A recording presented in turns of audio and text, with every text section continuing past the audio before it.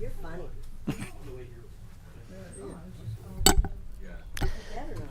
Good afternoon, everyone. The January 9th, 2024 regular council meeting is called to order at 4:01. Council would like to acknowledge the Ucluelethat on whose traditional territories the District of Ucluelet operates. Audience members and delegates are advised that this proceeding is being video recorded and broadcast on YouTube and Zoom, which may store data on foreign servers. Has Council received the late agenda with the 3 late items? Yes. So I will move that the late item titled Bylaw 1334, Parkland Disposal, Food Bank on the Edge, be added to the agenda under Report Item 7.3, Purchase and Sale Agreement, Food Bank on the Edge. And the late items titled High Focus Island, Lot 543, Open House, and Funding Announcement be added to the agenda as information items 10.5 and 10.6. May I have a seconder? I'll second it. Councillor Kennington, all in favor? And that carries. There are 2 sets of minutes to adopt this evening.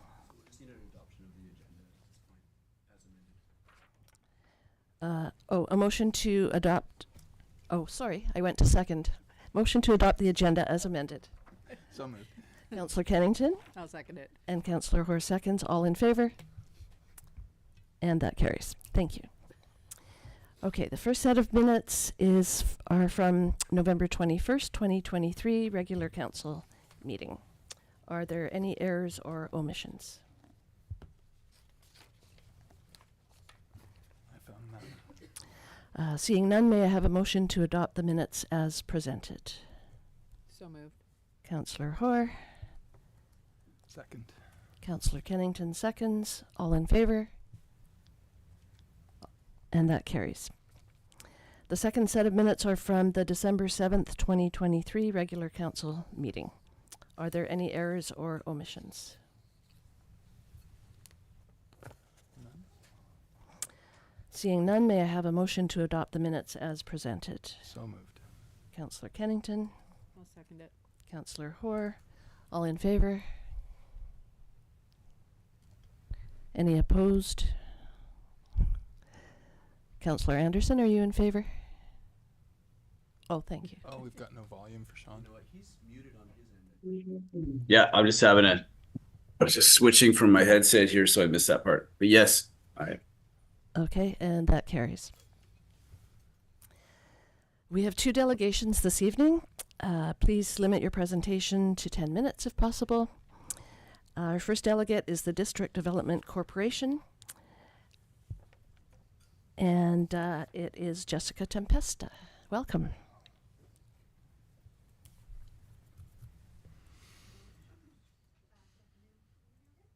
No, And Mike's probably not on. it needs to be, the mic needs to be switched on. Hello. That's much better. Okay, great. Good afternoon, Mayor and Council. Thank you so much for having us today and giving us the opportunity to present to you. We're excited to be here to introduce ourselves and kind of give you an overview of our development proposal for 221 Monado Road. As mentioned, my name is Jessica Tempesta. I'm the Director of Development at District Group. And also with me today are Michael Nygren and Brandon Crema, who are the founding partners of District Group. Let's see if this works. There we go. A quick introduction about District Group and who we are and what we're about. District Group is a land development company with a primary focus on providing rental housing in British Columbia. We have approximately 18 active projects comprising of approximately 2,750 market rental units throughout BC, of which most reside in central and southern Vancouver Island, as well as the central Okanagan. And we do have a couple projects in the lower mainland area as well. And over the past 6 years, we have also completed 6 projects that total approximately 700 rental units across BC. Prior to District, many of us who worked there, we worked in areas of real estate development, primarily creating transit-oriented mixed-use master plan communities in larger major centers such as Vancouver and Calgary. So this is a high-level timeline of some development milestones that we're working towards. So we've been working with the current landowner since this past summer on the acquisition of the lands at Minato Road. And in coordination with the landowner, we have submitted a development application to amend the existing comprehensive development zone, as well as subdivide the property into 2 lots. And that application was submitted at the end of November. We are hoping to host a public open house detailing our proposed modifications to the existing zone at the end of this month on January 25th. And following this meeting, formal invitations with all the project or the meeting information will be sent out. We are, next page.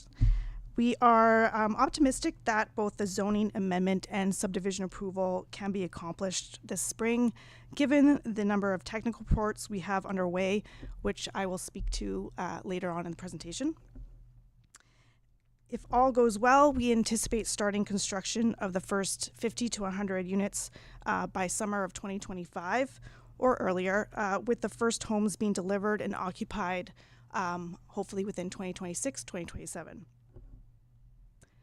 So our project details. Our proposal is to modify the existing comprehensive development zone in 4 ways: to provide flexibility in the allocation of unit types and positioning on the site, to create a greater variety of built form to choose from, to provide mostly rental, and to increase the overall unit count.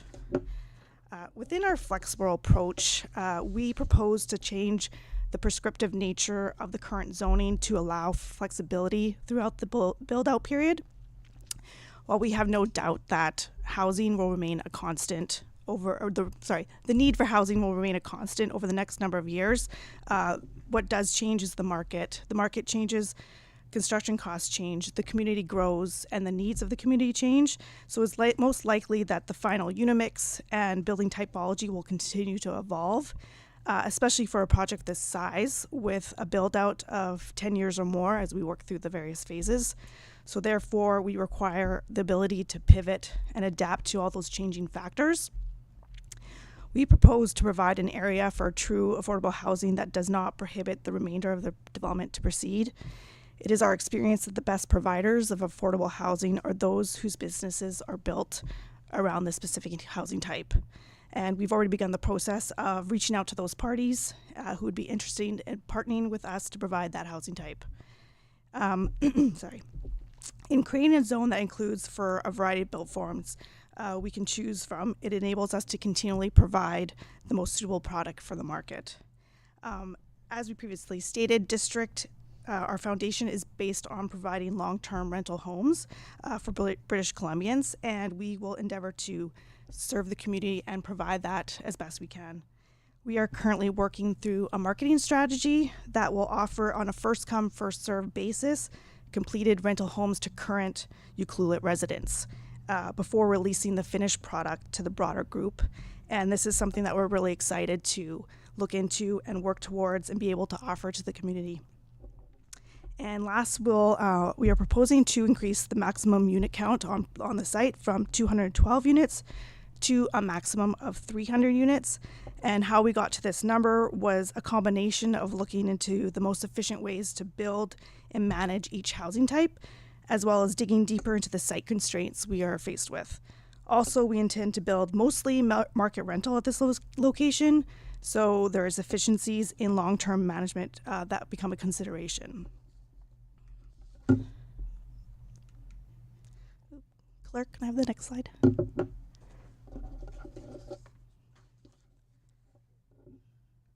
Thanks. So what we have here is our draft proposed CD zone. This land use map has been part of our preliminary application. So we've got 5 sort of land use zones in different colors. The high density is residential is in orange. The low to medium density is shown in purple. The parcel in beige is the affordable housing component, and the 2 different green colors are the indication of the park dedication, as well as the road and highway setbacks that are kind of green areas. This is draft, and as we continue to get more information from all our technical reporting, it may shift a bit as we get, especially with the environmental constraints of the site.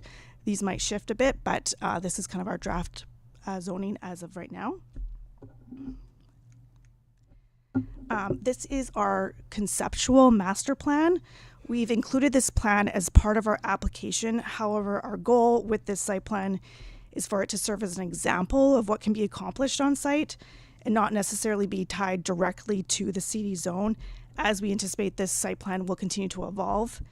For instance, we're showing 2 apartment buildings that are being shown as 72 smaller unit types. That might evolve to be 50-unit buildings that have a different mix of unit types depending on what the community needs at that time. The small buildings in yellow are shown as small single-unit dwellings, most likely a combination of 1 2-bedroom and 3-bedroom units with similar square footages to an apartment unit, but mimicking like a single-family home feel without the price tag of a single-family home. But especially as we get to, the northern portions, which are most likely the last phases, these might change to lower and medium density products such as duplexes or fourplexes. So we're keeping that flexible option for those unit types. Here's just a few precedent images of the various built forms that we are proposing. The high density example here, and these are all projects that we've completed by district group. So the high density apartment building that's shown here is from our project in Parksville. This is a 4-story rental building, not unlike what we're proposing on our concept site plan. Under medium density, this is an example of a 4-plex building. This is in Port Alberni. This building is on a slope, so it's 2 stories. So the view here is of the upper story 2 units. And then the low density example here is our duplex product that we have in Vernon in Predator Ridge. So our next steps, it's going to be a busy few months for us as we kind of really push forward on a number of reporting and technical issues. So I'm just going to list a few. I'm sure there's probably more that's going on, but these are the ones I have my head very deep into right now. As mentioned, next in the calendar is, at the end of this month, is the public open house. So we're focusing a lot on that over the next couple weeks. This morning we met with the Wild Pacific Trail Society to discuss the potential extension of the trail and the environmental protection within the park dedication. So those collaboration will obviously continue. Our environmental consultant was supposed to be on site today, but weather stopped him, so he's going to be on site tomorrow to complete his physical assessment of the site. Tomorrow morning we are meeting with a representative from Ucluelet First Nations to discuss not only their ongoing input on the development side, but also their assistance in completing an archaeological assessment of the site. We plan on continuing to work with district staff and our civil engineering consultant on the offsite infrastructure for the project. And I've also met with our structural engineer and coastal engineer, and we'll be working together on a site-specific tsunami report. And as I said, I'm sure there's quite a few other little details that we're working through, but those are some of the big moves over the next few months. And finally, just a final thank you for having us today. We really appreciate the opportunity, and we look forward to being a part of the community, hopefully, and working through the next steps in the project. Thank you, Ms. Tempesta. Does Council have any questions? Councillor Kennington? The smaller units, the single-family style units, are those market rentals as well, or are those ownership? We don't know the full breakdown. It could be either or a combination. That's all I got for you right now. Councillor Hoare, anything from you? Councillor Anderson? You're good. That was great. Thank you for showing us the proposal. I understand that you're not being held to that. It's just kind of a starting point, but that's really interesting, and I look forward to the open house at the end of the month. Great. Thank you so much. Yeah, thanks for coming.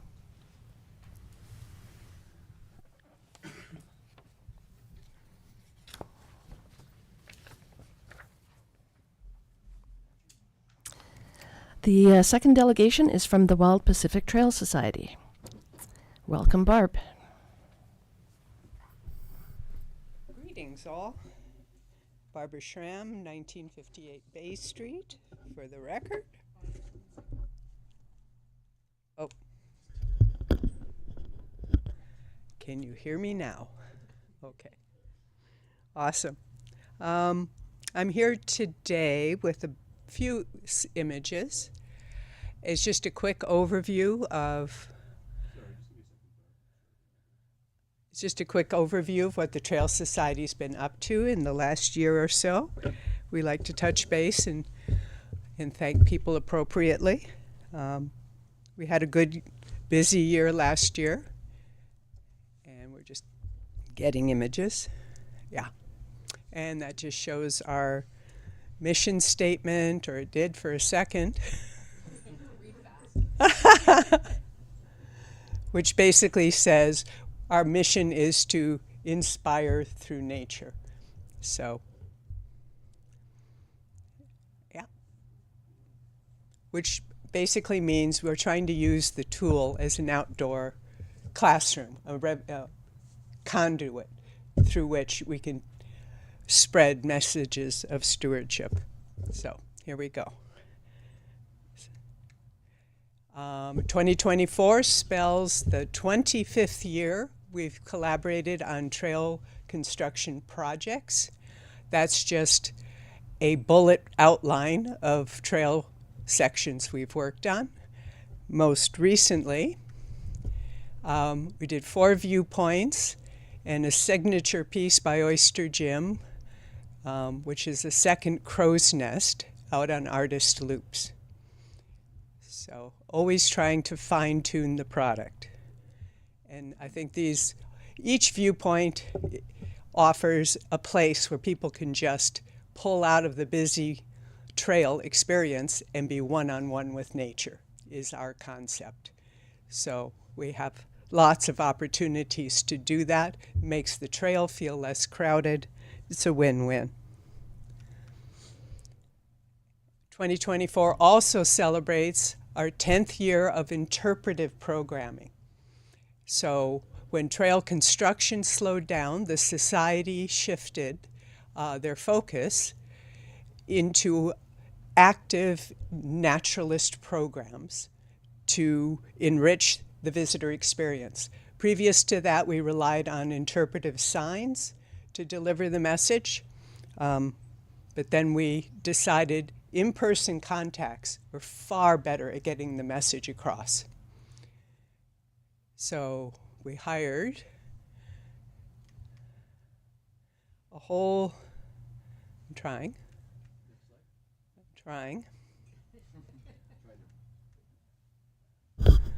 Zap. Nope. Okay, we skipped a slide just showing some pretty faces of all our naturalists. This one shows how in 2014 we're offering a couple of programs a week. By last summer, we had a program every single day, if not twice a day, for the season.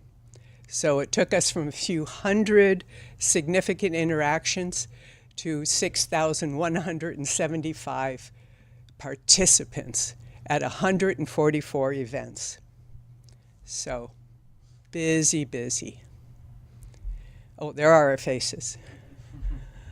So those are all our enthusiastic naturalists.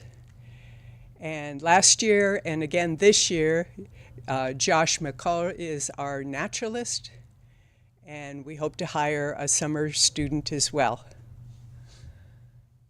And our hub is at the Lighthouse, where we set up a discovery tent as a departure point and also a fixed asset for all of us, including our project partners, seen here. And all of these good people have a shared vision of teaching sustainability and spreading stewardship. So we're all on the same page. We each have our unique message. But the Trail Society acts as sort of a booking agent for that space, if you will. And we schedule everyone in and keep things ticking along. It's been working really well. we keep expanding year over year. This is some things we've done this year. Our most popular program is arguably the tide pools with the aquarium. And the booths at the lighthouse are in constant use. If you sit out there, you will notice they're hardly ever empty, which is rather unique, I understand, from naturalists. In fact, Parks Canada came to us last year, not only set up a booth, but they staffed it morning shift, afternoon shift, a day per week. They have their own national park and they want to be at the lighthouse. That says a lot. They just found that the engagement with the public was far more effective at that location than in the national park. They're seen as police there and naturalists on our trail. Kind of fun fact. Rain Coast Education Society has been with us since the start, and now we're grown even closer because we are sharing rent in an office space on Peninsula. So that's a big leap forward for us. We're not living out of the back of cars anymore. And our season scope is from Whale Fest, which is already in planning for this year, through to the fall when the weather takes a nosedive because we can't go indoors. So it's pretty hard request to put staff and the public out in a day like today. So, yeah. And one new thing last year was Pacific Rim Art Society did an art event on the trail, which was fantastic. I hope they do it again. And that was at the end of September, bravely, but it was a beautiful day. And we kept statistics. So we averaged about 2,000 people per month. And this is from people who are actively on a walk, or so we can get where they're from and so on. And we kept those statistics as well, as you can hopefully read. Yeah. That's the breakdown, which is also in the council briefs. If you want more details, our website has year-in review PDFs on our About page that breaks down every single year we've been in business, and a lot more detail is in that.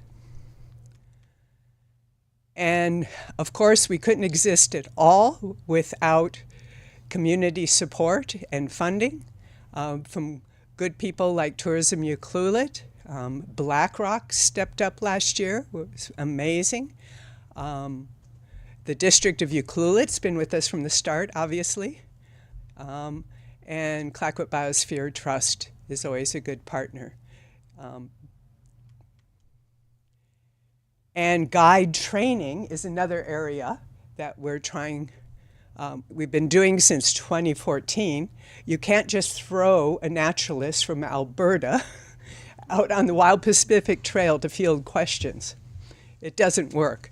So a lot of the summer students are not from Ucluelet, so they need training.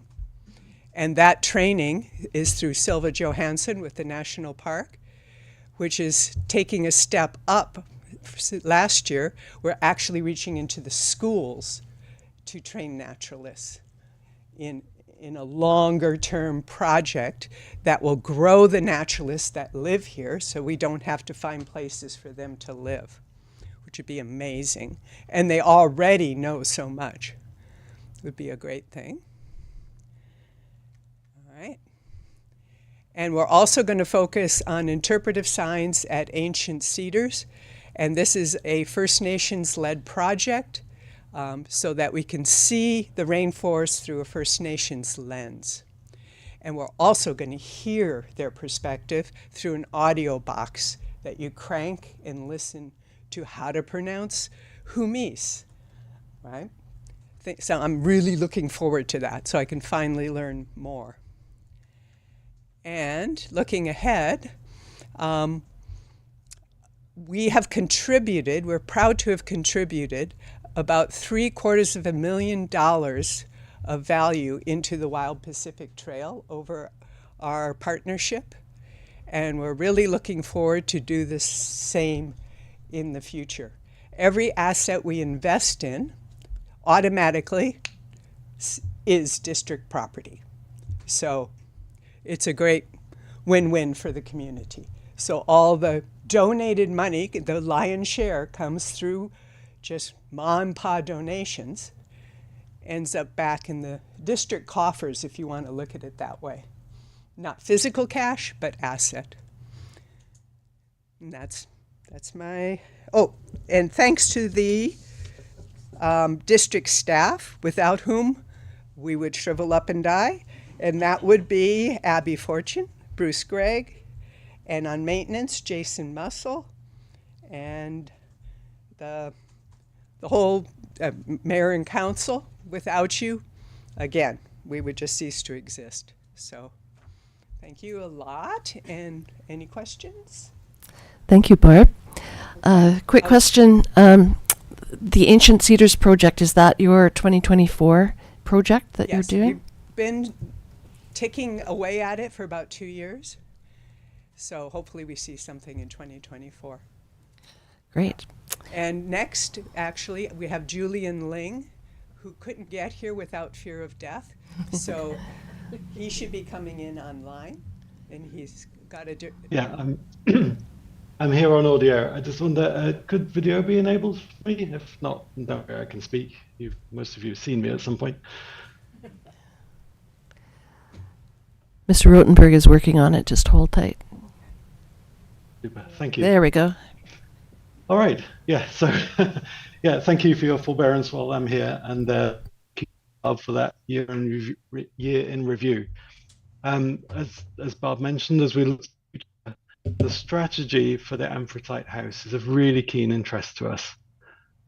I'd like to ask the council to consider variations to the Amphitrite House strategy that's up next on your agenda today, and specifically to convey our objections of the Wild Pacific Trail Society within that.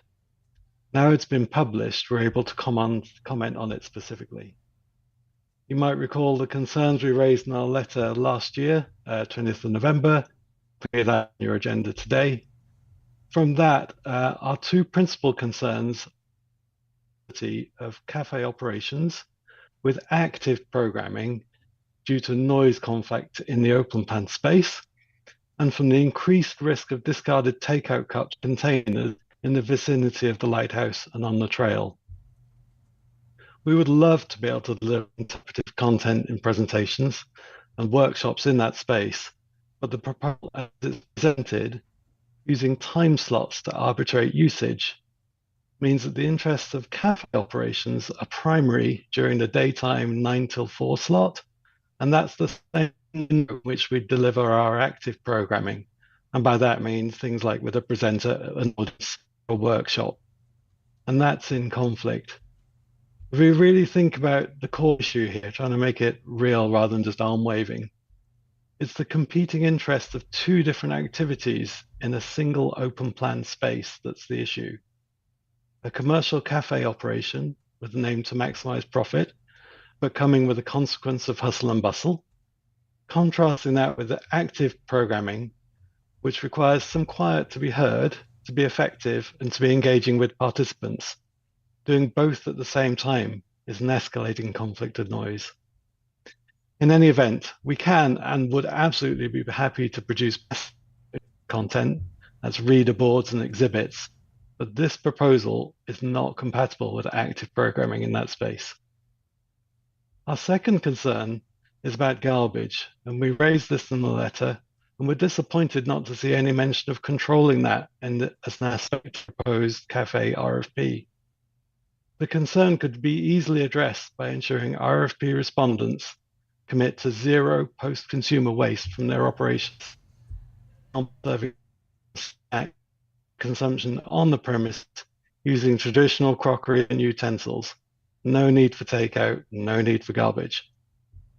Lastly, I'll mention that this feels like the start of commercialization on the trail, which the district and the society have thus far agreed to resist for the greater community good to be accessible to everyone free of and thus reducing barriers and inequalities. The funding for this project, the construction of the Amphitrite House, comes substantially from provincial RMI, which has got improving visitor experience and sustainability as two of the strategy that enables active programming by our partners and controls garbage would be compatible with that. And is our view much better than a cafe alone. So our ask here is to the council to consider the impact of the proposed strategy and to move for option B as noted with suggestion to remove the cafe elements, or to request a modification so that the RFP for the space will not be restricted to a cafe and that alternatives will be considered. This could inspire an approach from a group of local nonprofits to deliver active programming and refreshments collaboratively, and that would be a good outcome. But all of that, even if council is solely focused on commercial lease for a cafe, then we lobby you to request that the RFP respondents commit to a ban on all takeout packaging. Thanks for considering this and in your next debate on the next item, and for your support on all that we do. We absolutely, definitely reiterate our commitment to keep collaborating with the district on this important community asset. Thank you. Thanks, Julian. Does council have any questions for Barb or Julian?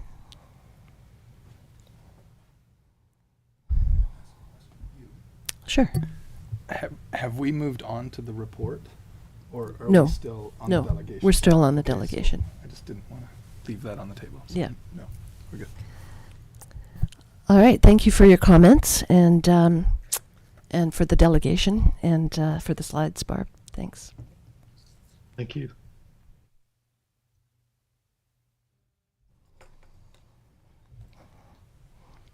Is there any unfinished business from our last regular council meeting? Seeing none, we have 3 report items to deal with this evening. The first report item is 7.1, Amphitrite House Usage Strategy. This report will be presented by the Director of Recreation and Parks. Welcome, Ms. Fortune.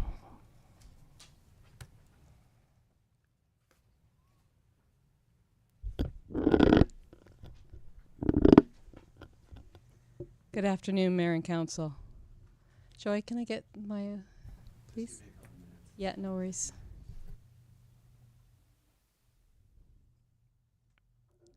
Thank you very much. Oh, fleeting.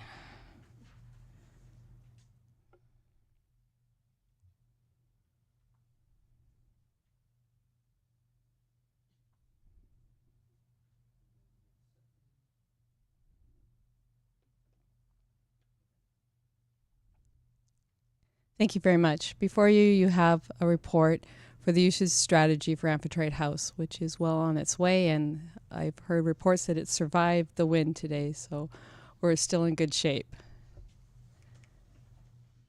As outlined in the original grant application, the purpose of the Amphitrite Point project is to enhance park infrastructure, thereby improving access and recreation experiences for residents and visitors to the West Coast.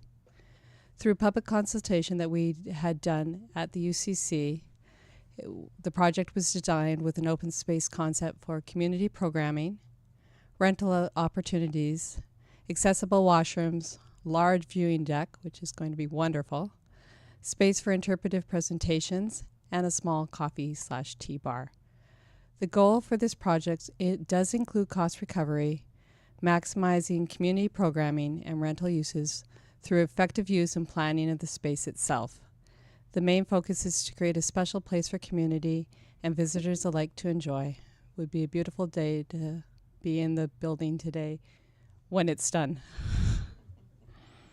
Hopefully it will stay in one spot. So on September 20th, 2022, the council authorized the award of the construction contract with the full design as presented. And this is the floor plan of the main floor. And I'm going to try, I made it work. Do that one, sorry, thank you. So as you see, there's a red box right there. That's the area that we're discussing for this tea and coffee bar area. So it is actually really quite a small area, whereas this area here is where programming and display cases could be presented. So how does this work? Well, opportunity for early morning classes if you want to do yoga at 6:30 in the morning, looking out over the water. It'd be a nice day. So the leasee, say at 8 o'clock or 9 o'clock, opens the space and is present throughout the day. This is really key to having the space open. This allows facility oversight and the ability to keep the doors open on a consistent basis. It's wonderful to have volunteers involved, but we're looking for a more regular opportunity to keep the doors open. And it allows some level of cost recovery. This also allows opportunity for even community programming and or rentals. So what this is an enhancement of the park experience, provided an open indoor viewing space during inclement weather. Again, today would be a good day. Accessible washrooms, outdoor deck space, which in on itself could be programming space. It's quite a large space. If you look, I'll just go back for a second. Or not. There we go. As you can see, this whole entire space is deck space. And to give you an idea, this area here is the size of activity room 1 and 2. So quite a substantial deck space is out here. And that in on itself could be wonderful programming for the Wild Pacific Trail on a beautiful sunny day in July. Not foggy, of course. And it's also, so what it's not is it's not a venue for exclusive to a coffee and tea bar. As I said, it's just a small area that we're looking at. But it allows the facility itself to stay open. And it's a nice place to enjoy a coffee or a tea. So a sample schedule could be 6 to 9 where we have programming. The space could be open for community programming from 9 to 4, even 9 to 6. And then we could have evening rentals or event programming from 6 to 10. But the key area that we're discussing is kind of the 9 to 4, which is the high traffic area, and allows people in and out and accessible to the space itself and allows the doors to stay open. So that's what we're proposing as a starting point. And you do have a report in front of you. Is there any questions that I might answer? And just to clarify one, if we did go to RFP for a coffee and tea bar, we would certainly look at the zero garbage. That would certainly be one of the key things we would focus on moving forward. And we do understand how important the Wild Pacific Trail is to this whole project. Thank you, Ms. Fortune. So if I understand it correctly, the RFP would be looking for someone to man the tea coffee bar. That's correct. And as well as provide oversight for the building itself. That is correct. So that would negate the necessity for a staff person to actually work there. Yeah, exactly. That makes total sense, yeah. And that also would help us cost recover so that as we were talking yesterday with budget, tourism in itself would pay for the use of the facility and keep the facility open. Right. I'll see if other councillors have any questions.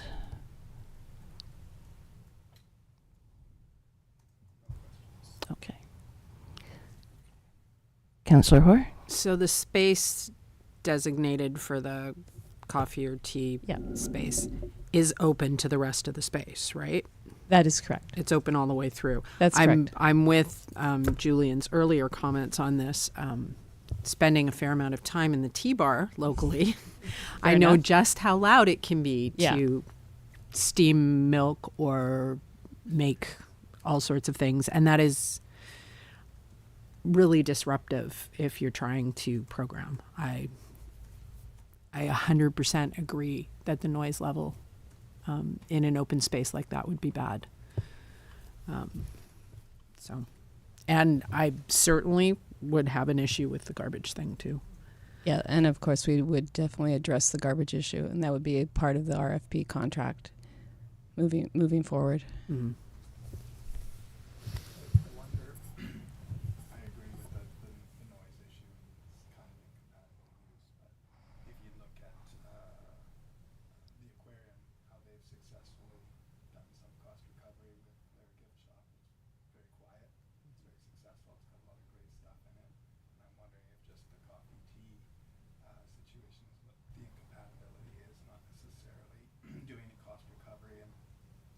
have some thoughts and feelings about the commercialization of our environment. I'm wholeheartedly against it. I know Councillor Mafty has some reservations about creating a draw to an area that's not necessarily drawing people for the environment, it's drawing them for coffee, and are those compatible users for the trail? Having said that, the cost recovery can't be ignored. We have I think your microphone might be off there. Sorry, did everybody hear all that? Online, they didn't. Oh, darn. They'll have to look at the minutes. So I lost my train of thought there, but basically, yes to cost recovery, no to coffee, no to garbage is basically where I'm leaning on that. I would like to see some other options as far as what we could utilize that space and how it's divided up, because it does make sense to have somebody there all the time so that we don't have a dedicated staff there twiddling their thumbs. But talking to one person in particular, I asked, well, what do you think about this, having a coffee shop? And they said, well, it's ruined out there already, so why not? And that really struck me, how the trail there's a lot of damage there. And that was Councillor Mafty's concern as well, is, bringing more users there that aren't specifically there for that purpose. So that was an interesting comment about the gift shop. I wonder if that could be an alternative that would be more compatible. Well, I think that's the thing, is like we need to look to the goals of having the coffee shop there are cost recovery for us, and that makes total sense. But what are some other compatible uses, and maybe working with the Wild Pacific Trail Society to identify what those could be and how much space is needed to do that. And the nice thing about the aquarium gift shop is it's actually a place to learn as well. So it's not just items that are there. There's books and things for people to take away, and it's a learning experience just shopping in there. So I think that's more of a compatible use than slinging coffee. Councillor Anderson, anything from you?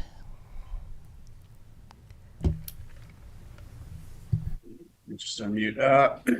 Yeah, I think you guys have hit each point. I mean, I didn't think of it quite the same way until I heard Mr. Ling mention that if there was a competition in sound there, that's obviously not in the best interest of the trail. So,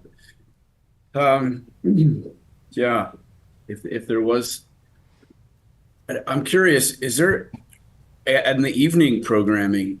I mean, what kind of events could we have here? I mean, I guess that's not going to be a disruptive situation there, but I mean, could we have like weddings and things like that, or those types of events there? That's one of the questions I had. Through the mayor, we could have a variety we could have fundraisers, we could have special events, we could have programming itself, that it would just depend on how we build it out for that space. But it's one of the things to remember is it's not a significantly large space, and so you're limited a little bit by what you can do. I'd also add through the mayor that we are building out the main floor right now, and right as it stands today, we do have a coffee bar incorporated into the plan that is being built out that was originally approved. So during the public open house way Yes. back when, Yes. I remember it well. It was really well attended, and It there were was. sticky notes all over the place. True. And people were coming forward with ideas of how to utilize that space. Yeah. And special events was definitely one of them. Absolutely. I can't remember if a coffee bar was part of that. Through the mayor, it definitely was that. So when we developed the plan for Amphitrite House, it was based on our public input, and that was one of the key components, was the coffee bar for the space. Interesting. Did the Wild Pacific Trail Society, through the mayor, did the Wild Pacific Trail Society have input at that time? They did. And what was that input? It was an overall input. I don't think it was specifically one way or the other. But to have the ability to have community programming was certainly one of the key aspects. And certainly there would be that opportunity to have community programming. We're not trying to limit that. I think the issue is maybe the noise. That's one of them. Yeah. So what you're saying is the way it's been built, that it's already got a coffee bar or some such thing already built. That's correct. And could that be adapted in some way? Through council, I don't know. We could certainly look at it. Yeah. Mr. Lawrence? I think so I think there's a couple of options that could be considered moving forward. So there hasn't been an RFP let or designed at this point in time. So this report this is what staff was thinking for the space as it was approved and designed. There are a number of different options. You don't have to have a full espresso style foam machine, which would be definitely disruptive. So it could be very basic. That would all be up to the proponents and the submissions. So what we could do is in an RFP based on the space and the design and usage and desirable aspects of it, and we can incorporate some of the concerns that have been raised by council and the community into an RFP program and see what comes out of it. So we put it out there saying, here's this space, we're leasing it out, and it provides a little bit of oversight during the prime daytime activities. But, the activities that have the coffee bar area, for lack of better terminology, could be, what would you propose? And it has to be conducive to the environment that it's in, that it wouldn't disrupt the community programming that would also be happening in that space from time to time, during the day for community programs and activities. So we could put that out to the community and say, here, what do you have? Give us some proposals. It's very hard to, it'd be difficult to change the layout of the design now because it's already being constructed. So that would be a concern. So it's like the design is there. So we could let that out, see what comes in, and then evaluate the proposals based on the submissions to see what we want to do with that space and take the one that is most amicable and beneficial to the community and the space. That makes a lot of sense. So would that be option A or B? Could you proceed with the RFP if we went to option B? Absolutely. With council's comments, we can go back, and I think, as Mr. Lawrence said, it's all about how we put the RFP together. Yeah. And ultimately, you guys, the council, will be the ones looking at that award of contract. So we can take those into consideration, and I certainly could have a further discussion with Wild Pacific Trail. That is not a problem. And we could build it around from the impact and assessment that we've heard today and come out with a positive result. Okay. Would someone like to tackle option B? Councillor Hoare? I don't really want to try this, but I'll give it a shot. I will move that council direct staff to revise the Amphitrite House program by... Oh gosh. Through the mayor, might I make a suggestion? Please. It's not necessarily revising the program. It's taking into account considerations for the RFP. Yeah, that's like which isn't really in here. Just stick with it. I don't really want to do this on the fly. If council just gives us 5 minutes here, we can work on drafting a potential resolution for consideration. That'd be great. I'm just going to comment one of the things that, I know it's being built with the kind of cafe space. I think that's actually handy for the notion of things like fundraisers and stuff, and that ability to rent in the evening is having a water source is actually not a bad thing. The cafe itself is where I get hung up on. And I think through the mayor, I think there's ways and means we can deal with this. and take into account as we move forward. But as you're correct, Councillor Hoare, this gives opportunity to have a lovely, potentially wine and cheese on a Saturday night to fundraise for the Wild Pacific Trail. Well put. I think it might be possible to have a silent coffee bar, a garbage-free silent coffee bar. I think it is possible. I would imagine. It's called a Melita coffee machine. And a kettle that makes hot water for tea. Right? But it's got to have all the temperatures on it Proposal. Okay. For it to succeed, for it to succeed. it needs to be an espresso bar. Like, nobody is going to go there for drip coffee. I love drip coffee. I can't believe you just admitted that on YouTube.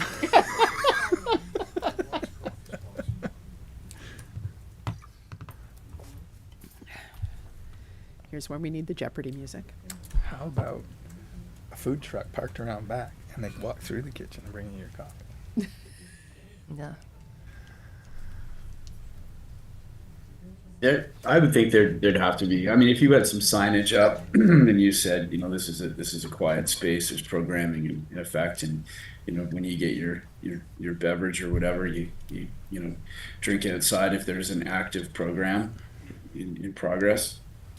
I don't think drinking is the noise part, Councillor Anderson. You think it's the machine? It's the machine, yes. So put the machine outside and drink it inside. Madam Mayor, what I'm thinking is that in principle, if I understand council correctly, is that council is in support of the general parameters around the programming as presented. The timeline isn't a major concern. It's more specifically to do with what does this RFP leased area look like.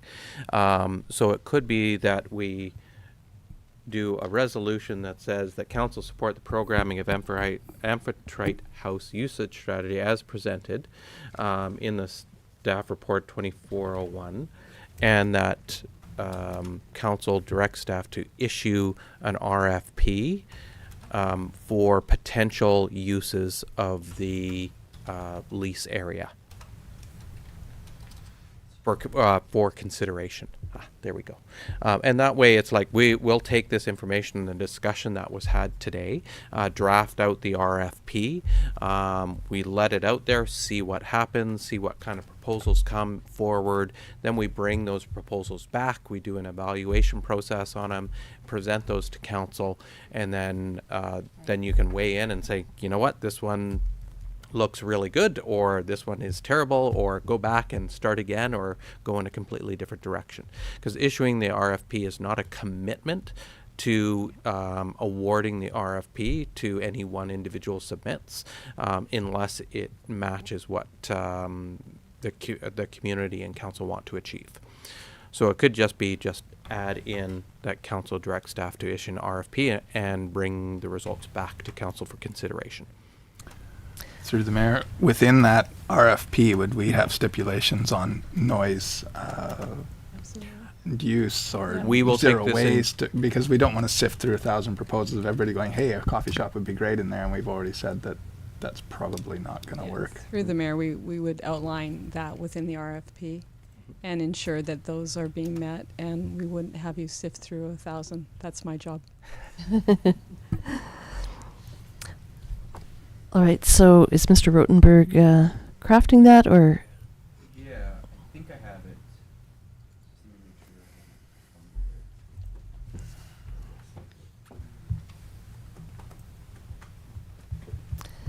it. Yeah, I'd really like not to hold this up because I'd love this to be open in the spring. And cost recovery is a good thing. We're not. Yeah. We're certainly not averse to that. It's. Yeah. Yeah. It's the clashing between, like The noise uses. classing. And, Yeah. yeah. Finding ways to work together is what we want to do. So. Absolutely.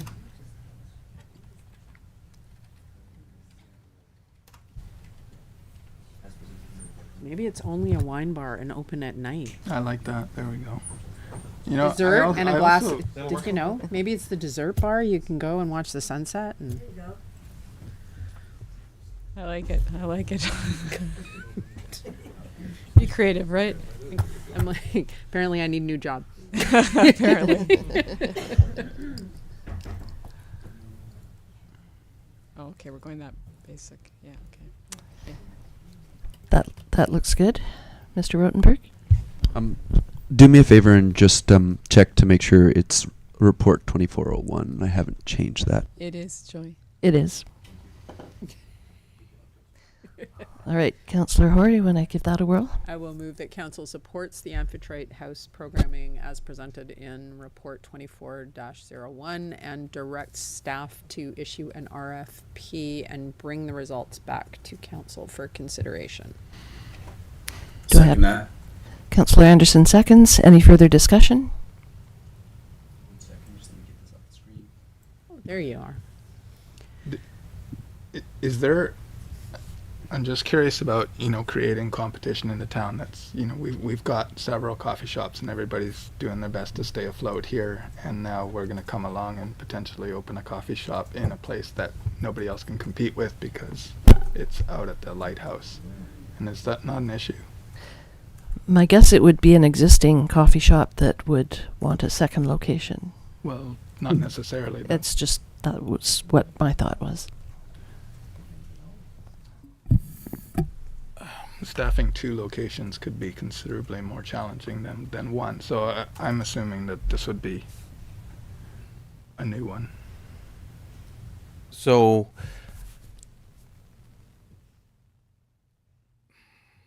I'm just trying to think of how to comment on that.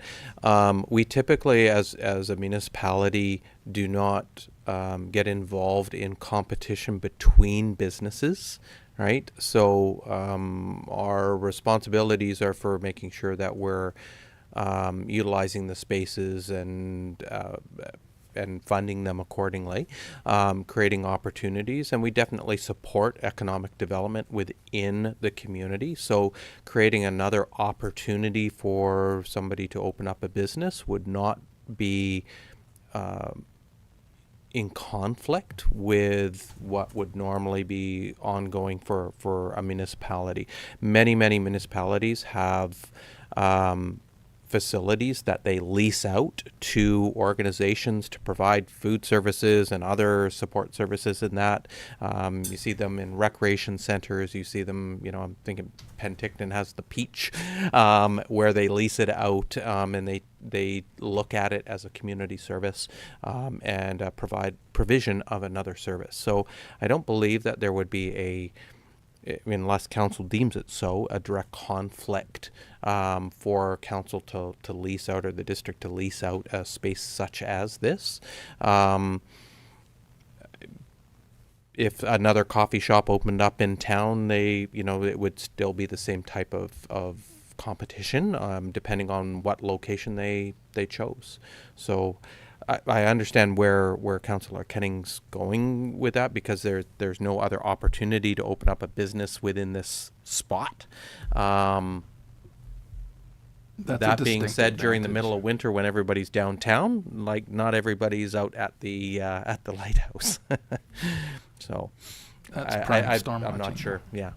I think that's when actually people will be down there. Could be. That's Yeah. when I go. I don't go in the summer. Yeah, Through same the here. mayor, it's a very common practice. You look at Stanley Park, you look at a variety of parks and services throughout BC, through Canada. This is a very common practice. If you go on the Oregon coast, along the lighthouses along the Oregon coast, there's a number they pair it, and that's how they pay for to recover costs, basically. Mm-hmm. Very, very common, and it wouldn't be us doing it. We would just be leasing out. Mm-hmm. No, I understand. Yeah. Yeah, through the mayor, can I? Go ahead. Oh, I was just gonna say through the mayor, for what it's worth, I have had a handful of people mention that they thought it was a good idea to have a cafe out there, and that they look forward to being able to get a drink and and watch the lighthouse. So I have heard both sides, and I definitely hear what Mr. Ling says as well. So I'd almost, if there was a way ideally that you could have both exist together, would be the best. And I almost wonder if there's a probationary period you could do. And I know that would be tough, awarding a contract from an RFP on a probationary basis, but it would be great to see these two things work together. I think if the RFP was clear enough that about the noise and the garbage, that you would only get applicants that understood those items. Fair enough. Any further discussion? All in favor?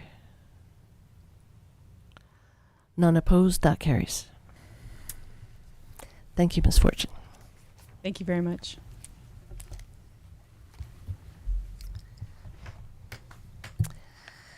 The next report item is 7.2, Japanese Canadian Heritage Pavilion. This report will also be presented by Ms. Fortune. Busy day. Council, before you have a recommendation to support the Japanese Canadian Heritage Pavilion in Ucluelet, recognizing the history of Japanese Canadians. What I'm looking for you to approve is the following things. The district supports the Historical Society's efforts in securing, sorry, my glasses are going wonky on me. New glasses are coming. To secure grant funding for the construction of the pavilion. Council accepts the structure as a District of Ucluelet asset, and the portion of the public road located right away in the Ucluelet Inlet at the end of Madison Drive be provided for the pavilion. And that if unforeseen technical issues do occur, that Council supports finding another suitable location.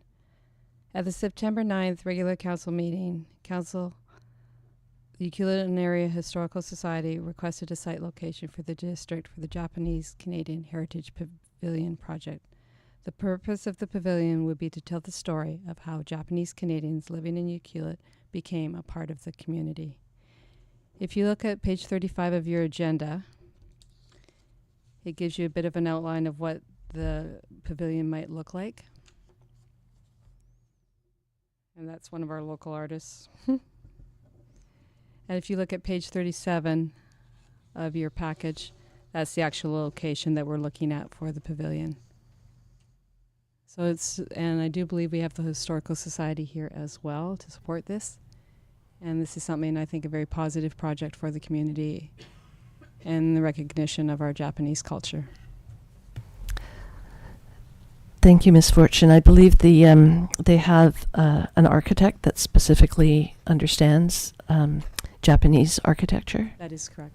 and he's a local person, from what I understand. No, I don't believe so.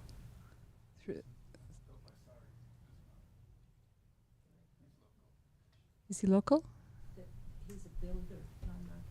Oh, builder, sorry. So the architects are from Vancouver, but the builder would be local. And they care about Ucluelet. Oh, lovely. I was at the Barclay Community Forest meeting just recently, and they have been asked for wood by the builder, and so they are actively looking for specific logs and timbers to help with this project. That is correct. I have to say, I really like the design, the little sketch out Yeah, design. it's kinda neat, eh? I'm looking forward to seeing this actually happen. I've been to his Instagram and Facebook page, and his work is incredible. It will be a sight to behold. What's his name? Is it Jason Sari? Yeah. I know it's Built by Sari is his company name. Sorry, S-A-R-I? I believe so, yeah. 2 A's. Ah. Yeah, definitely check it out. Any questions from council? If not, there is a recommended motion. In fact, there's 4 of them. Did you want those moved separately? Together? Okay. Who would like to make that motion? I'll do it. Okay, Councillor Kennington. I will move that council supports the Japanese Canadian Heritage Pavilion, recognizing the history of Japanese Canadians in Ucluelet by approving the following. 1. That the district supports the Ucluelet Historical Society's efforts to secure grant funding for the construction of the pavilion.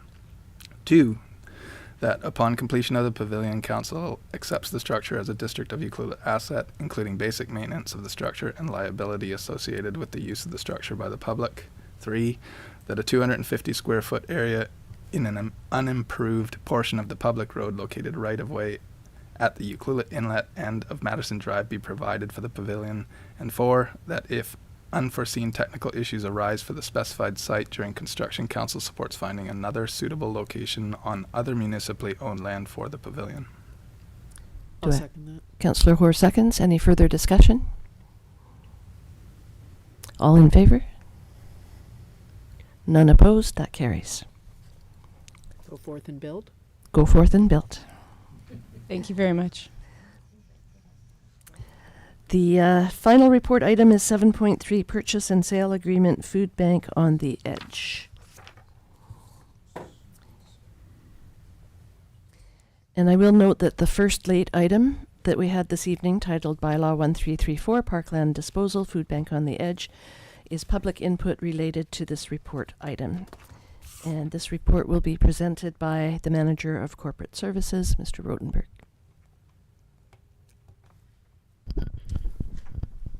Through the mayor,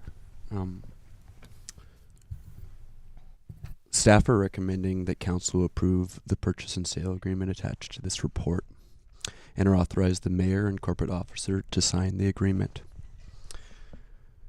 As the report states, the agreement is for the sale of 0.201 of a 0.201 hectare section of land currently located in the Tugwell Field Park to the food bank on the edge. You'll see the parcel site is at the top, so it's at the northwest corner of Tugwell Fields. Let me go on to the next one. I think it's a little more clearer. So let's go here. And that's where the site is located there. It's immediately adjacent to the property at 354 Forbes Road. The purchase price would be $1, which is obviously well below the market value for this site. Notice of disposition has been given in accordance with Section 24 and 26 of the Community Charter. The cutoff for public input in response to that notice was yesterday at 4 p.m. As the mayor noticed, we received one piece of correspondence on this matter, which was added to the late agenda, or added as a late item on the late agenda. The purchase and sale agreement is subject to several condition precedents. If the conditions in favor of the district or mutual conditions are not met, the agreement would be at an end, which means that we cannot waive those conditions. One condition is adoption of a parkland disposal bylaw. This bylaw is required because the land is in a park. Adoption of the bylaw would close this section of the park, and the bylaw must be approved by the electors before it's adopted. If the purchase and sale agreement is approved by council, the parkland disposal bylaw and electoral approval process and options for electoral approval processes will be presented at a future council meeting. I don't want to get into the details on the options at this point.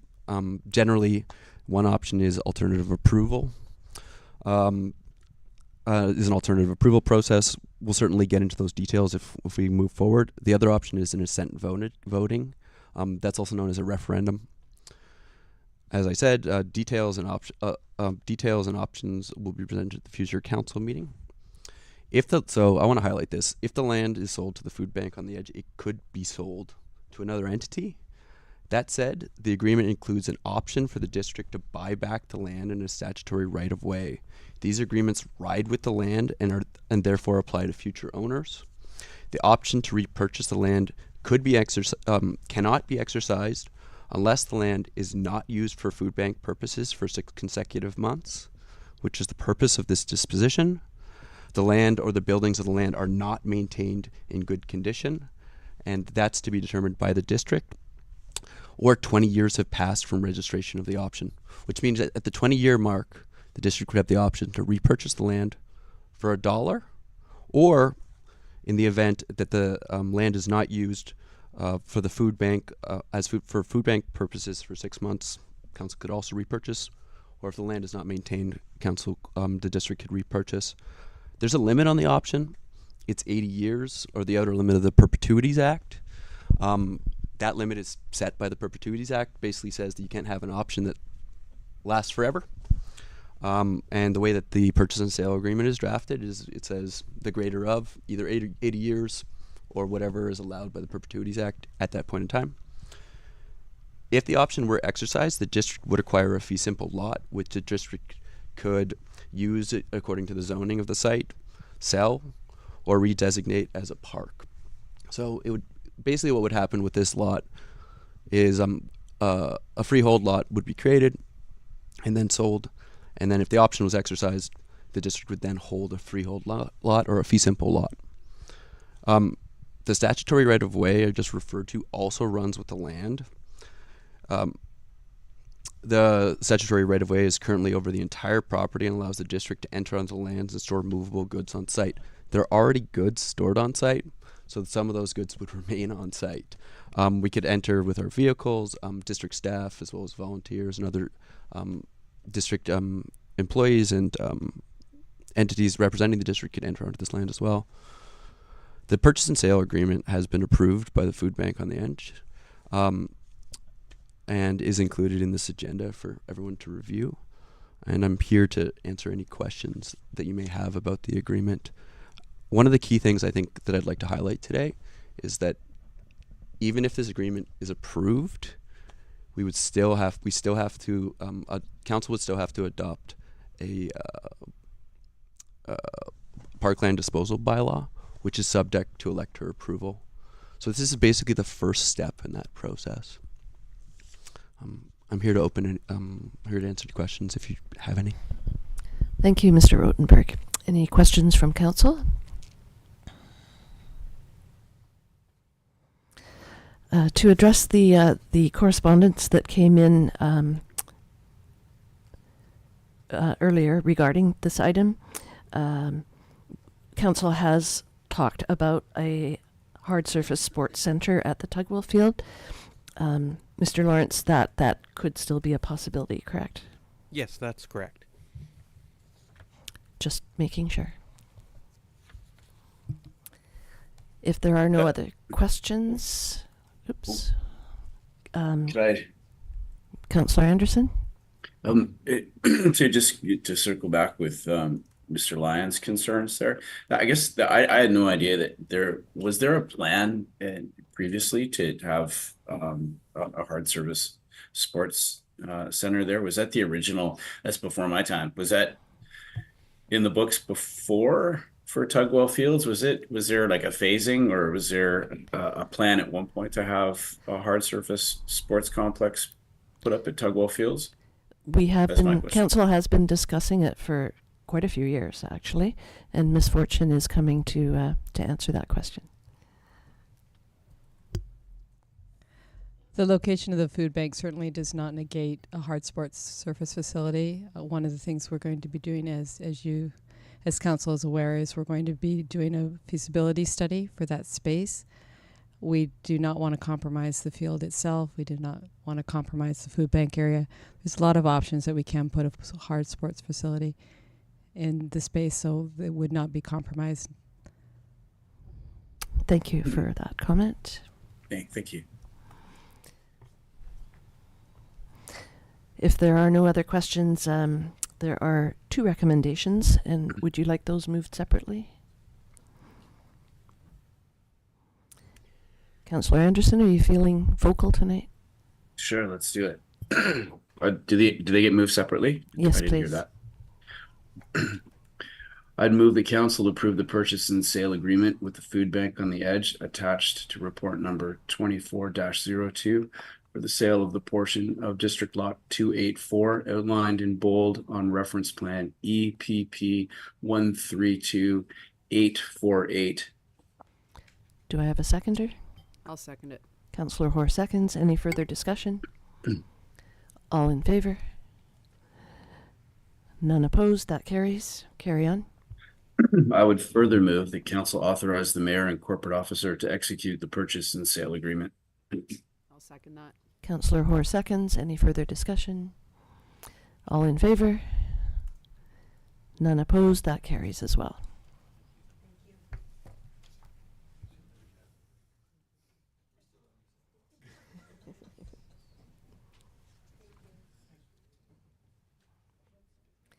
Hey, Jeff, can you hang out for just a little bit? We have a question for you about something. That's right. No fisticuffs in the parking lot. Are there any notices of motion? Seeing none, there are 6 correspondence items. Would council like to bring any item forward for discussion?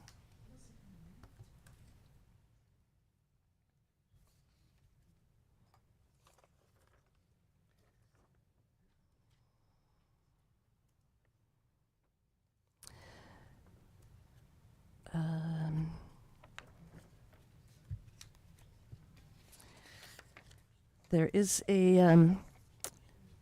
9.2 public comment on development proposed for High Focus Island, a letter by Patricia Sieber, and I'd just like to bring her attention to the fact that they are holding an open house on Thursday, January the 18th, here at the Community Centre from 4 until 8. So if Ms. Sieber is online, or if someone could let her know that, that was one of our late items that just came in today for the meeting, and I'm sure she can get all her questions answered at that open house.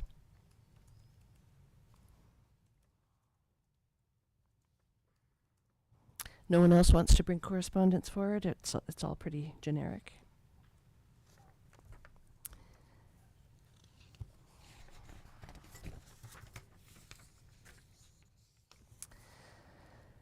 And there are 6 information items, including 2 late items. And does council want to bring any of those items forward for discussion?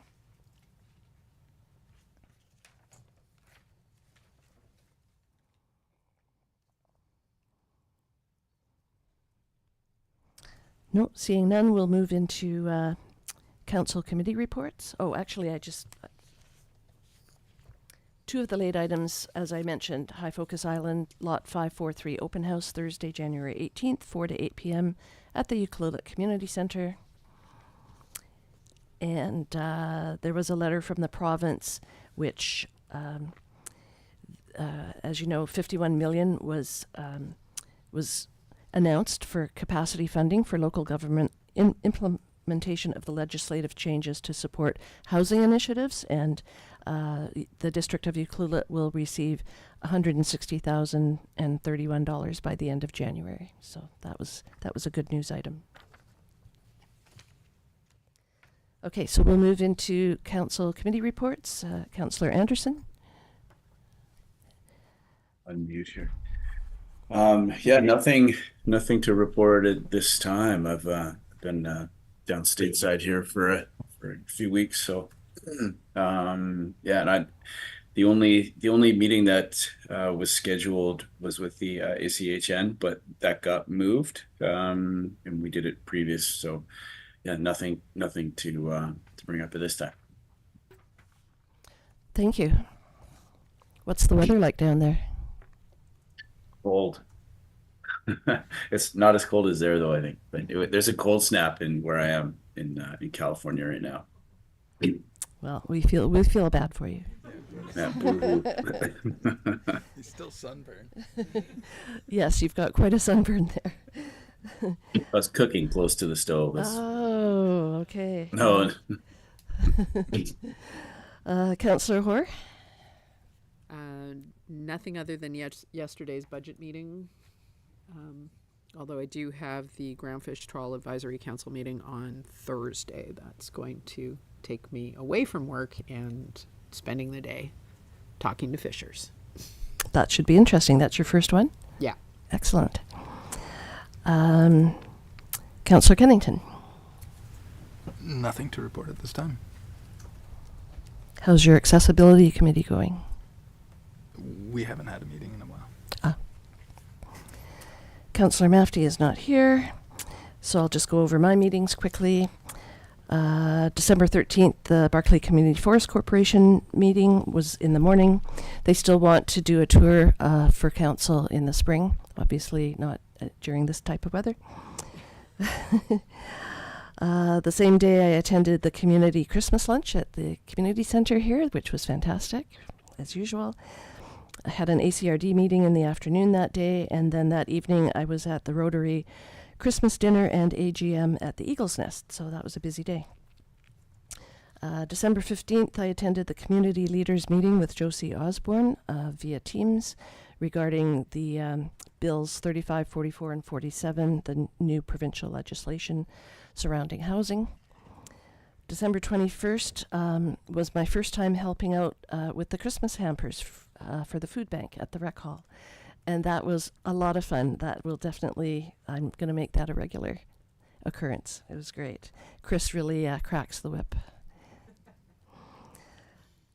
January 3rd, I met with Bridget Barnett. She's our senior account manager for TELUS as of January of this year. Just seeing what sorts of things TELUS can help us with. They're actually helping the District of Tofino with analyzing their traffic flow, because TELUS can tell when how many cell phones are in a car, when the car is moving, when the car is stalled, when the car is parked. It's a little scary, but they know. January 4th, I met with Josh Jenkins from the Ucluelet Chamber of Commerce, and their AGM is Thursday, February the 8th at here at the Community Center. And what time is that, Josh? 5:30. Okay, thank you. Activity rooms 1 and 2. Awesome. And that's it for my meetings. Question period. This is an opportunity for the public to ask questions about matters within Council's jurisdiction. Representations about matters that have not been the subject of a public hearing, are not permitted at this time. Are there any questions from the audience? None. Mr. Rotenberg, are there any questions by Zoom or telephone? Please click the raise hand icon if you'd like to ask a question. Also, if you're attending by telephone, click *9. I do not see any raised hands at this time. And have we received any questions via email to communityinput@ucluelet.ca?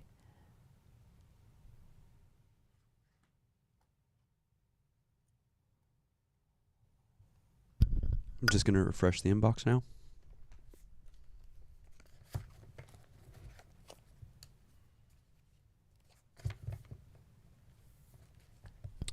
We have not received any questions. Great. This council meeting is now adjourned at 5:23.